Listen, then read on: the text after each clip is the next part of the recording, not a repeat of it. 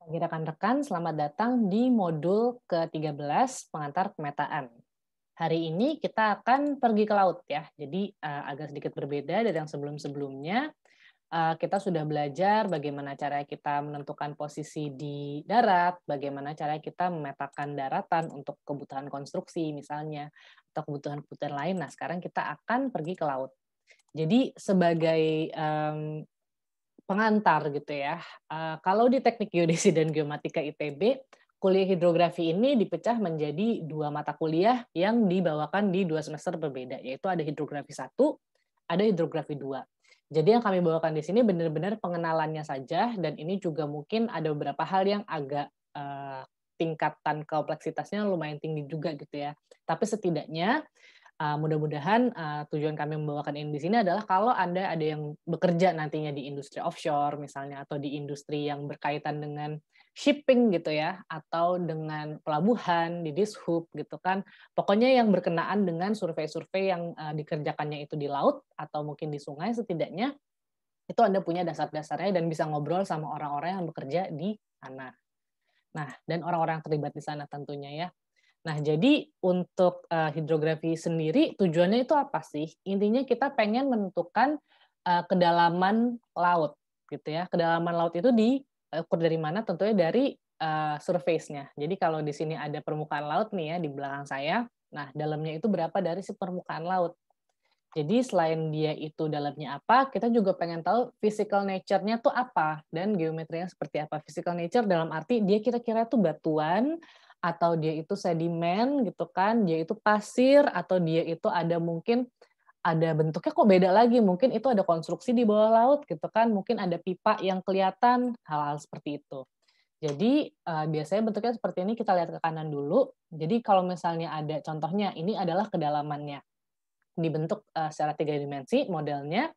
Nah, yang merah-merah ini, jadi dia ada kayak, kadang-kadang kita pakai color scheme biar lebih gampang ngebedainnya, nggak cuma biru aja. Yang merah itu adalah dangkalan, jadi yang paling dekat dengan permukaan, yang biru adalah, area yang dalam, misalnya palung gitu ya. Kita bisa lihat, oh di sini, di sana sepertinya ada palung gitu ya, dan ini yang merah-merah nih kayaknya dangkalan nih, kayaknya batuan-batuan tertentu deh, beda sama yang ini kok rata. Yang rata mungkin sedimen, karena sedimen itu kan sifatnya gitu ya, pokoknya kalian kalau naruh pasir pasti ujung-ujungnya pasir itu rata-rata, paling kalau kena air dia akan beriak gitu ya. Jadi dari informasi kedalaman aja kita bisa cerita banyak, oh ini ada ini, ada ini, ada ini, segala macam. Dan kalau diproses lebih jauh lagi, biasanya kalau konstruksi ini udah sampai sini, itu bisa dikerjakan siapa aja, tapi ada juga, authority-authority gitu ya, atau otoritas yang memang kerjanya itu untuk membuat sesuatu yang namanya nautical chart.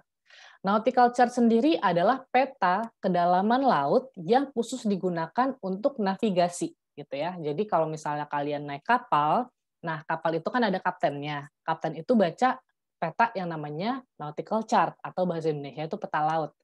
Kalau di Indonesia, peta laut itu yang boleh bikin itu cuma Pushidrosal atau Pusat, Hidrografi dan Oceanografi TNI Angkatan Laut gitu.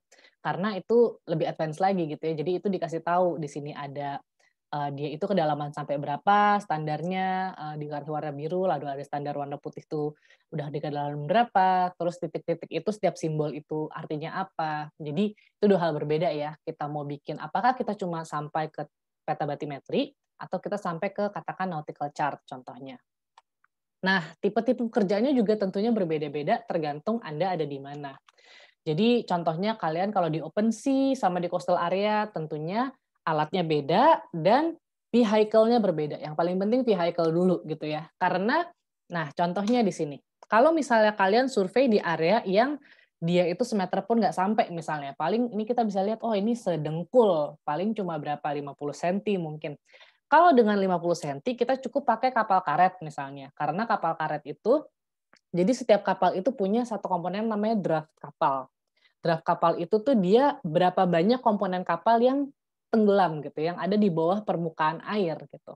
Nah kalau kapal karet tentunya nggak terlalu banyak draftnya, jadi dia nggak akan kandas kalau kita gerak-gerak gitu ya. Dan surveinya cukup pakai ya tiang aja gitu ya, tiang GPS itu, pole atau kita bisa sebutnya. Dan kita punya antena GPS di sini. Jadi di titik itu posisinya berapa dari GPS gitu atau GNSS, lalu kedalamannya berapa ya kita lihat dari ukuran yang kita lihat. Ya udah colok-colok aja di beberapa titik yang kira-kira representatif. Lebih dalam lagi misalnya dia itu, oh udah nggak bisa nih kalau pakai colok, dia udah lebih dari katakan lebih dari tinggi kita udah 2 meter misalnya gitu ya. Kita nggak mungkin nyolok-nyolok lagi, capek dong. Nah, kita bisa pakai kapal yang, misalnya kapal kayu gitu ya, kapal nelayan, kita bisa pakai, alat survei yang agak sedikit lebih advance, ditaruh di kapal itu. Lebih jauh lagi misalnya, ini misalnya masih di sungai gitu ya, di kedalaman-kedalaman 2 meter, mungkin 3. Lebih dalam lagi misalnya di area, coastal gitu ya, atau di area pantai. Saya bisa bilang pantai kenapa, karena masih kelihatan nih daratan di sini gitu ya. Itu kita bisa pakai entah kapal nelayan juga, saya cukup sering juga misalnya sewa kapal nelayan untuk survei, atau memang kapal yang dedicated buat survei. Di sini judulnya udah survei gitu ya.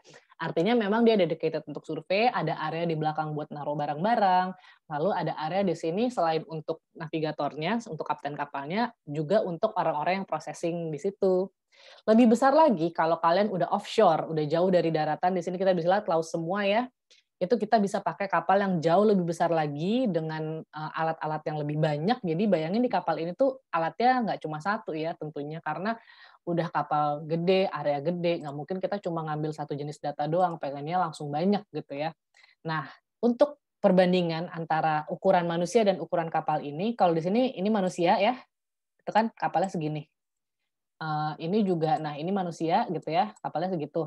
Nah ini manusianya cuma segini nih, set, sekecil itu, nah itu manusia dan kapalnya sebesar ini gitu, ya.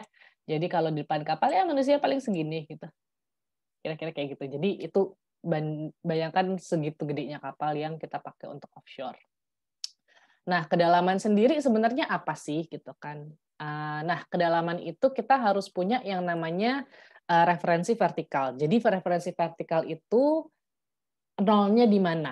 Itulah yang disebut sebagai chart datum. Kalian harus ngerti konsep chart datum, kenapa? Karena begini, karena kalau misalnya kita menentukan kedalaman, kita tentunya pengen kapal itu selamat. Jadi misalnya kita punya dasar laut seperti ini ya, lalu kita punya kedalaman. Nah, di dasar laut ini misalnya ada batuan yang, cetek banget gitu, dia deket banget sama permukaan.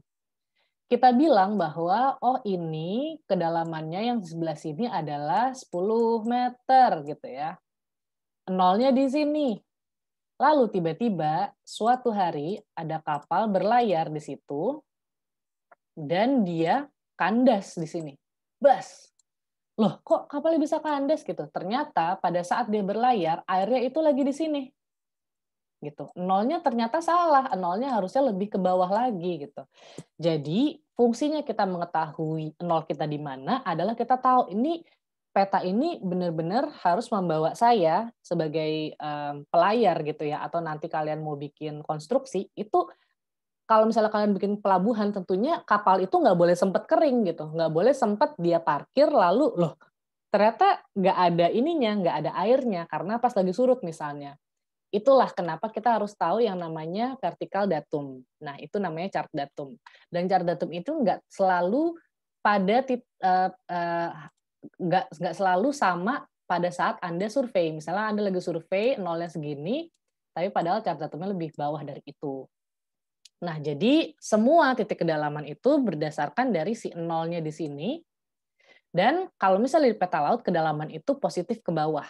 Jadi yang ke atas itu dia itu justru negatif dan kita nggak peduli.